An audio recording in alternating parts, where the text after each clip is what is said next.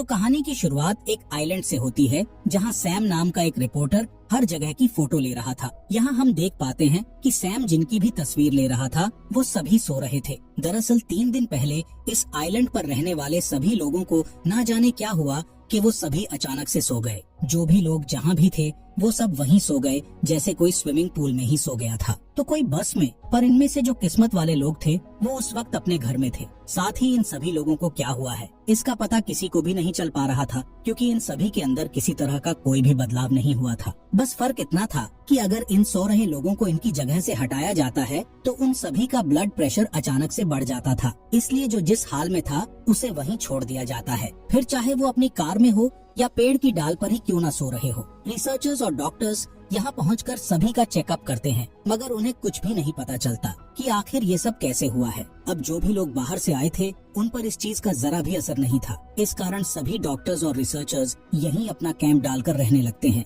ताकि वो इस चीज के पीछे की असली वजह जान पाए। साथ ही किसी भी रिपोर्टर को इस आइलैंड में घुसने की इजाजत नहीं थी, लेकिन सैम चुपके से किसी तरह यहाँ घुस आया था। उसे हम एक बस के अंदर की फोटो लेते हुए देखते हैं, जिसके अंदर कई सारे लोग शांति से सो रहे होते हैं। उनमें से एक औरत के हाथ में सैम एक गोल्ड फिश को देखता है। अब यहाँ वही एक चीज थी जो कि हिल डुल रही थी, तो सैम उसे अपने साथ ले जाता है ताकि वो उससे बात कर सके और सैम को अकेलापन न महसूस हो। यहाँ गौर करने लायक बात ये थी कि इस आइलैंड के जानवरों और पक्षियों को भी कुछ नहीं हुआ था। फोटोज लेने के बाद सैम एक घर के अंदर जाता है जहाँ वो एक लड़की को उसके बिस्तर पर सोते हुए देखता है, जिसका नाम स्टेला था। और उसे देखने के बाद सैम चुपचाप उसको वहीं सोता हुआ छोड़कर दूसरे कमरे में चला जाता है। जिस दौरान वो देखता है कि इस घर के बाहर 2 रिसर्चर्स खड़े हुए हैं, जिन्हें वो छिपकर देखता है। असल में अगर सैम के बारे उन्हें पता चल गया तो इसके लिए सैम को सजा भी हो सकती थी। उनके वहाँ से जाने के बाद सैम चुपचाप दूसरे कमरे में जाकर सो जाता है। फिर रात में वो एक सपना देखता है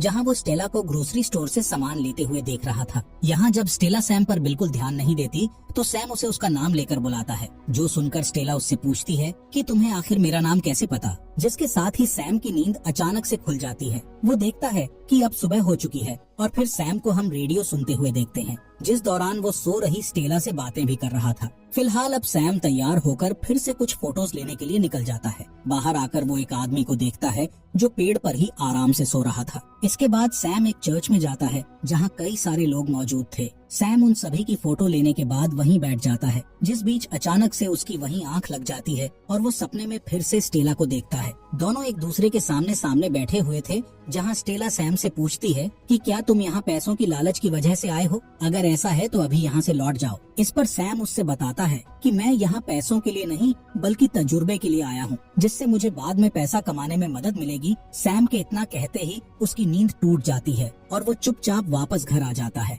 जहाँ वो स्टेला की चीजों को देखने लग जाता है, जिसमें से उसे स्टेला की एक डायरी मिलती है जिसे वो रोज लिखा करती थी। सैम उसकी इस डायरी को पढ़ने लग जाता है और जैसे जैसे वो इसे पढ़ता जा रहा था उसे ऐसा लग रहा था कि मानो वो स्टेला से और ज्यादा जुड़ता जा रहा हो। सपने में स्टेला अब उससे काफी अच्छी तरह बातें करने लग गई थी, जिससे सैम पूछता है कि तुम्हें इस लंबी नींद के दौरान क्या महसूस हो रहा है। इस पर वो बताती है कि कभी कभी तो सब कुछ एकदम शांत लगता है, लेकिन कभी ऐसा लगता है कि मैं किसी गहराई में लगातार गिरती जा रही हूँ। वो सैम से बताती है कि मैं सबसे आखिरी में सोई थी, शायद यही वजह थी कि मैं उस वक्त घर पर थी। बाकी सबसे पहले मैंने अपने पियानो टीचर को सोते हुए देखा था। वो पूरी क्लास के सामने अचानक से सो गए और उसके बाद से इस चीज ने यहाँ के हर एक आदमी को अपनी गिरफ्त में ले लिया। फिलहाल ये तो सपना था, लेकिन हकीकत में अगले दिन सैम फिर से बाहर जाता है, जहाँ वो एक जगह एक कार को देखता है जिसमें काफी सारे गुब्बारे भरे हुए थे। वो जब इस चीज को अपने कैमरे में कैद कर ही रहा होता है, तभी वो देखता है कि सामने के घर की बैल्कनी पर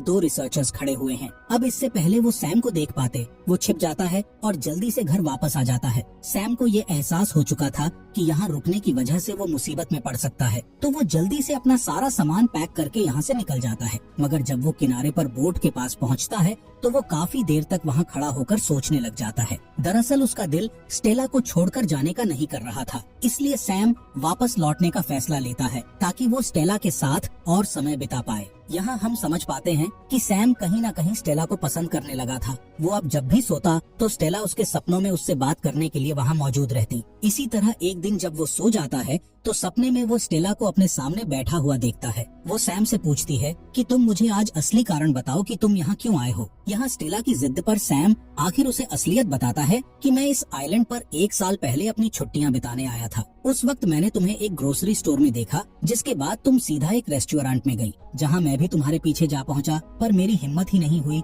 कि तुमसे कुछ कह पाऊँ। मुझे तुम पहली नजर में ही पसंद आ गई थी, लेकिन उसके बाद फिर कभी हम मिले ही नहीं। इसलिए आज मौका मिलने पर मैं यहाँ तुम्हारे लिए आया हूँ, ताकि तुमको और अच्छे से जान पाऊँ। फिलहाल सपने से बाहर आने पर असलियत की दुनिया में सैम ग्रोसरी स्टोर से घर का कुछ सामान लेने के लिए जाता है, जहाँ उसी वक्त 2 रिसर्चर्स भी कुछ लेने के लिए आते हैं, जिसमें से एक सैम को वहाँ देख लेता है, मगर सैम वहाँ सोने का नाटक करता है, जिसे चेक करने के बाद इन लोगों को जो भी लेना था वो लेकर चले जाते हैं। उनके जाते ही सैम वहाँ से अपने मतलब का सामान लेने के बाद काफी मजे करता है और फिर वो वहाँ सो रही कैशियर के पास सामान के पैसे रखकर चला जाता है। जब वो घर पहुँचता है तो सैम देखता है कि एटिक में भी कुछ सामान रखा हुआ है, इसीलिए वो वहाँ जाकर देखता है तो उसके हाथ एक टेप रिकॉर्डर लगता है, जिसमें स्टेला ने अपनी पसंद और नापसंद के बारे में सब कुछ अच्छे से बताया था। कैसेटे का पहला साइड सुनने पर सैम को जानने को मिलता है कि स्टेला को काफी अजीब, जैसे कि बिना सर की बार्बी डॉल, फ्लोटिंग फ्लेमिंगो और खास करके टाइपराइटर की आवाज उसे काफी ज्यादा पसंद है।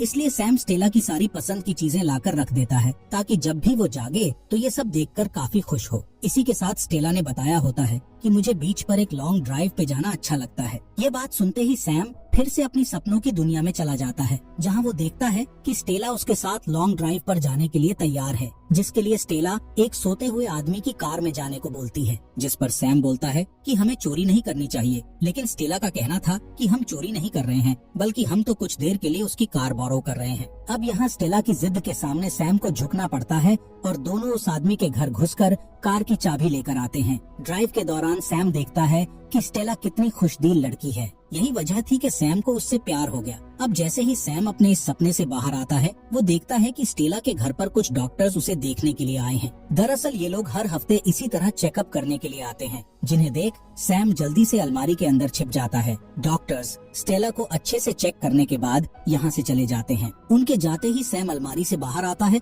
और फिर वो स्टेला का हाथ पकड़कर उसके बगल में लेट जाता है। यहाँ वो स्टेला से काफी सारी बातें करता है, जिसके बाद अगले दिन सैम फिर से एटिक में जाता है, जहाँ वो टेप रिकॉर्डर का दूसरा हिस्सा सुनने लग जाता है, जिसमें स्टेला ने अपनी नापसंद के बारे में बात की थी। इसमें स्टेला ने खास करके अपने अकेलेपन को लेकर बात की हुई थी। वो बताती है कि भले ही मैं अकेली रहती हूँ, लेकिन ये अकेलापन मुझे बिल्कुल भी पसंद नहीं है। जिस बात के साथ सैम फिर से स्टेला से बात करने अपने सपनों में पहुँच जाता है, जहाँ वो स्टेला से कहता है कि मैं तुम्हें कभी अकेला नहीं छोड़ूंगा। साथ ही वो ये भी बोलता है कि हर किसी का एक सोलमेट होता है, तो हो सकता है कि हम दोनों एक दूसरे के सोलमेट हो। उसकी इस बात पर स्टेला बोलती है कि मुझे तो ऐसा नहीं लगता। यहाँ उसके इस जवाब से सैम को एहसास होता है कि शायद वो यहाँ फालतू की वजह के कारण रुका है, इसलिए वो एक बार फिर से यहाँ से निकलने की कोशिश करता है, मगर इस बार भी वो नहीं जा पाता, बल्कि वो वापस आकर स्टेला की पसंद की चीजें बनाकर खाता है। जिस दौरान उसे हमेशा की तरह फिर से सपने में स्टेला दिखती है, जो कि उससे बोलती है कि तुम यहाँ से चले जाओ, क्योंकि जिस स्टेला को तुम डायरी और रिकॉर्डर की वजह से जानते हो, वो असली स्टेला से काफी अलग है।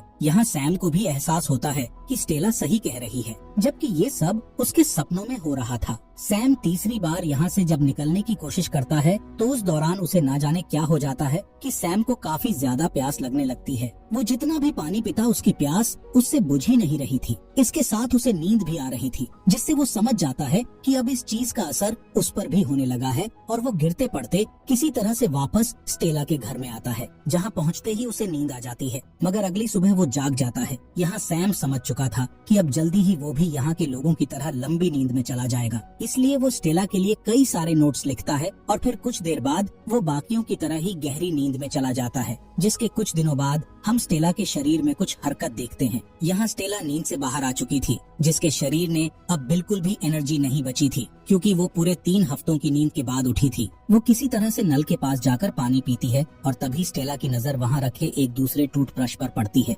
जिससे वो समझ जाती है कि यहाँ उसके अलावा कोई और भी है। वो घर में देखती है तो उसे वहाँ अपना टेप रिकॉर्डर बिना सर की बार्बी डॉल और बड़ा सा फ्लेमिंगो दिखता है, जिन्हें देखने के बाद वो दूसरे कमरे में जाती है तो वहाँ स्टेला सैम को सोते हुए देखती है। स्टेला उसे उठाने की काफी कोशिश करती है, लेकिन वो नहीं जागता। स्टेला को उस पर काफी ज्यादा गुस्सा आ रहा था, क्योंकि उसे ये पता चल चुका था कि सैम ने उसकी डायरी पढ़ी और रिकॉर्डिंग भी सुनी। वो सैम को मारकर जगाने की काफी कोशिश करती है, पर कोई फायदा नहीं होता और इसी बीच स्टेला को सैम के लिखे हुए नोट्स मिलते हैं, जिनके जरिए सैम ने स्टेला से उसकी डायरी पढ़ने और रिकॉर्डिंग सुनने के लिए माफी मांगी थी। साथ ही उसने स्टेला से ये भी बोला था कि तुम्हारा अकेलापन तभी दूर हो सकता है जब तुम अपने आसपास की दीवार को गिराकर लोगों को खुद तक पहुंचने दोगी। यहाँ स्टेला जान पाती है कि एक अजनबी होने के बावजूद सैम उसे काफी अच्छी तरह समझ सकता था, इसलिए अब वो सैम का उसी तरह ख्याल रखने लग जाती है जैसे कभी सैम स्टेला का रखता था। इस दौरान स्टेला को सपने में सैम दिखाई देता है, जिससे स्टेला उसकी पसंद, नापसंद और बाकी चीजों पर कई सारी बातें करती है। और फिर कुछ दिन बीतने के बाद जब स्टेला एक सुबह उठती है तो सैम वहाँ नहीं होता जहाँ पर वो सोया था। उसे ढूंढते हुए स्टेला किचन की तरफ जाती है तो सैम उसे वहाँ मिलता है। इन दोनों को एक दूसरे से मिलकर ऐसा लग रहा था जैसे कि ये इनकी पहली मुलाकात ना हो, बल्कि दोनों एक दूसरे को काफी अच्छी तरह बातें कर रहे थे। उन्हें एक दूसरे के बारे सब कुछ पता था। यहाँ दोनों एक दूसरे से हाथ मिलाते हैं और फिर एक दूसरे की बातों में पूरी तरह से खो जाते हैं। अब मूवी के आखिरी सीन में हम बस में उसी औरत को नींद से जागते हुए देखते हैं जिसके हाथ में गोल्ड फिश थी। यहाँ हम देख पाते हैं कि उसमें अब एक नहीं बल्कि 2 मछलियाँ थीं, जो काम जाहिर है कि सैम का ही है। इसके जरिए वो बताना चाहता था कि इस फिश की तरह स्टेला अब अकेली नहीं रही, क्योंकि अब वो उसके साथ है। और इसी के साथ ये मूवी यहीं पर खत्म हो जाती है। दोस्तों